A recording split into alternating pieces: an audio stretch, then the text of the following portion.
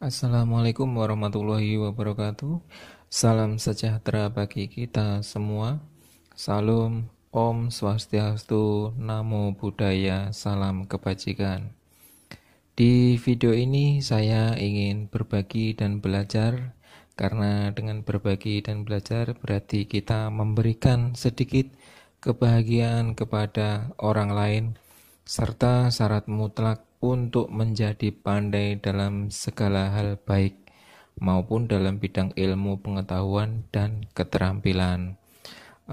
Untuk itu, insya Allah saya akan terus berbagi dan belajar membuat video rangkuman materi pembelajaran di era digital. Dan tidak lupa kata yang selalu memberikan semangat dan motivasi buat saya, yaitu bisa karena terbiasa. Semoga apa yang saya sampaikan dan bagikan bisa memberikan manfaat bagi sesama. Mohon doa dan dukungannya untuk terus berkarya.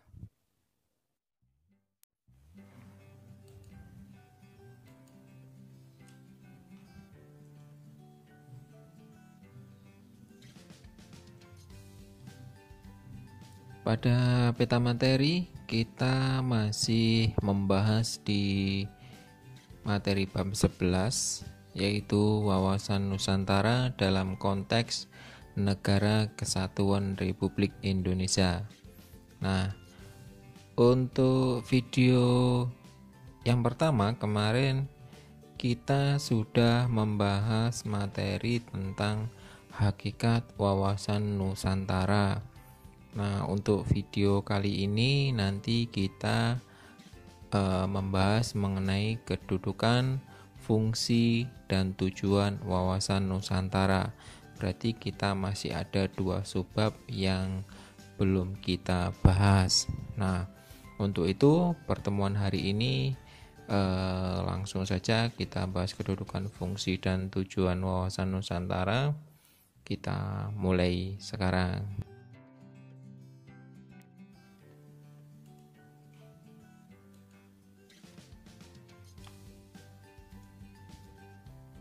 Baik, yang pertama di subbab B, kedudukan, fungsi, dan tujuan wawasan Nusantara.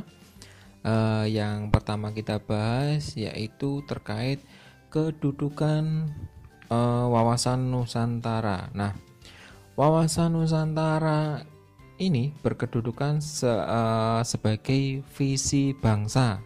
Nah, visi bangsa Indonesia sesuai dengan konsep wawasan Nusantara yang menjadikan bangsa yang satu dengan wilayah yang satu dan serta utuh pula. Sehingga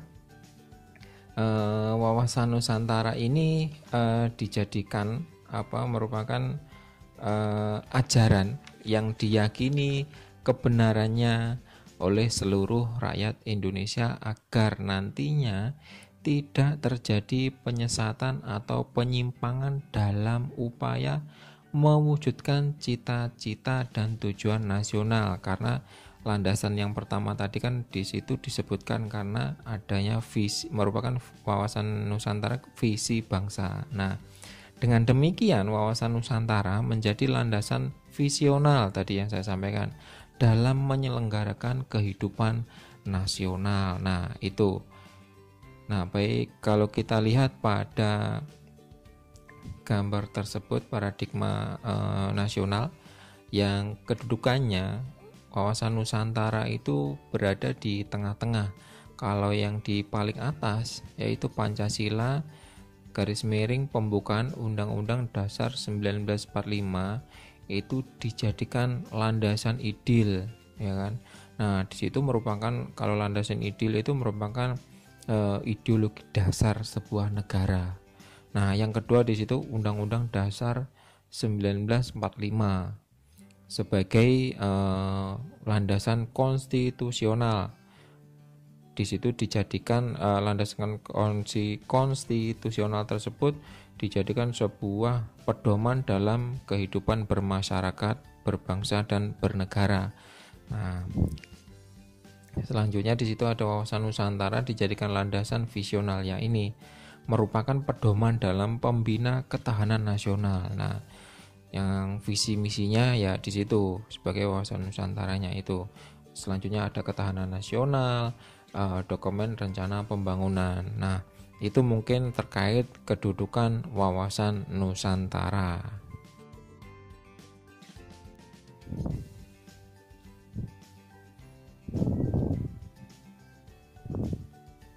Selanjutnya ada fungsi wawasan Nusantara.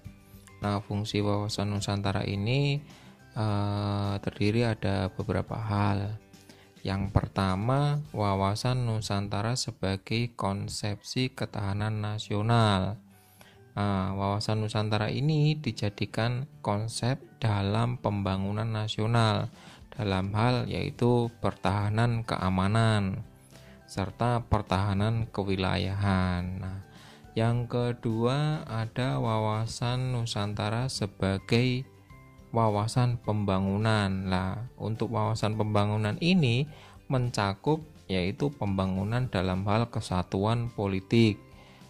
Lalu ada pembangunan dalam kesatuan ekonomi, pembangunan kesatuan sosial dan ekonomi, pembangunan kesatuan politik dan ekonomi tadi sudah, dan selanjutnya yaitu mungkin kesatuan pertahanan dan keamanan. Nah, mungkin itu. Nah, selanjutnya ada wawasan Nusantara sebagai wawasan pertahanan dan keamanan. Lah, ini merupakan pandangan geopolitik Indonesia dalam lingkup tanah air Indonesia sebagai satu kesatuan yang meliputi seluruh wilayah dan segenap kekuatan negara terkait keamanan dan pertahanan negara. Nah, selanjutnya ada wawasan Nusantara sebagai wawasan kewilayahan. Nah, wawasan kewilayahan ini berfungsi dalam pembatasan negara agar nantinya tidak terjadi sengketa dengan negara lain. Nah, mungkin itu. Nah, secara umum wawasan Nusantara berfungsi sebagai pedoman, motivasi, dorongan, serta rambu-rambu dalam menentukan segala jenis kebijakan, keputusan, tindakan, dan perbuatan bagi penyelenggara negara di tingkat pusat, daerah, maupun seluruh rakyat Indonesia dalam kehidupan bermasyarakat, berbangsa, dan bernegara. Nah, mungkin itu sedikit penjelasan terkait fungsi wawasan Nusantara.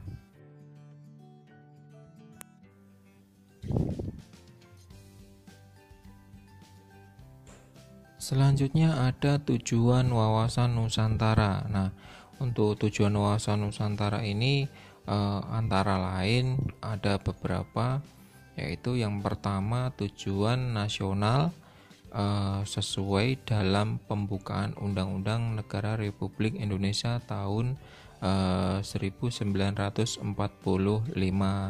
Nah, sesuai dalam pembukaan itu juga menyatakan yaitu untuk melindungi segenap bangsa Indonesia dan seluruh tumpah darah Indonesia, dan untuk mewujudkan kesejahteraan umum, mencerdaskan kehidupan bangsa, dan ikut melaksanakan ketertiban dunia yang berdasarkan kemerdekaan, perdamaian abadi, dan keadilan sosial. Nah, itu tujuan nasional wawasan Nusantara sesuai dalam pembukaan Undang-Undang Dasar Negara Republik Indonesia tahun 1945. Nah, selanjutnya ada tujuan ke dalam, mewujudkan persatuan dan kesatuan. Nah, ini bahwa tujuan bangsa Indonesia adalah menjunjung tinggi kepentingan nasional serta kepentingan kawasan yang menyelenggarakan dan membina kesejahteraan, kedamaian, dan budi luhur serta martabat manusia di seluruh dunia. Mungkin seperti itu terkait tujuan ke dalam mewujudkan persatuan dan kesatuan. Dan selanjutnya ada tujuan keluar, menjamin kepentingan nasional menuju era globalisasi. Nah, menjamin kepentingan nasional dalam era globalisasi ini yang semakin mendunia ini maupun kehidupan dalam bernegara, serta melaksanakan ketertiban dunia, kemerdekaan, perdamaian abadi, keadilan sosial, serta kerjasama dan sikap saling menghormati antar seluruh negara. Nah, mungkin seperti itu. Nah, dari ketiga tujuan tersebut, yaitu yang pertama tujuan nasional sesuai dalam pembukaan Undang-Undang Negara Republik Indonesia tahun 1945, lalu tujuan ke dalam mewujudkan persatuan dan kesatuan, tujuan keluar menjamin kepentingan nasional menuju era globalisasi. Dapat kita simpulkan bahwa wawasan Nusantara ini bertujuan mewujudkan nasionalisme yang tinggi, ya kan, di segala aspek kehidupan rakyat Indonesia, yang lebih mementingkan kepentingan nasional daripada kepentingan individu, kelompok, golongan, suku maupun kedaerahan. Nah, dengan begitu hal tersebut bukan berarti bahwa menghilangkan kepentingan individu, kelompok atau daerah. Nah, mungkin itu penjelasan terkait tujuan wawasan Nusantara.